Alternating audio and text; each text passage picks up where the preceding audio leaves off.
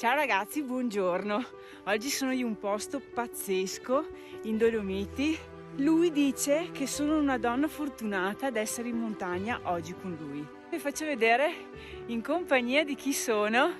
Ta-na-na-na. Yeah! Sono qua con Carlo, sono venuta a trovarlo. È lentissima, no scherzo. Sono lentissima ragazzi. No, è brava, è bravissima.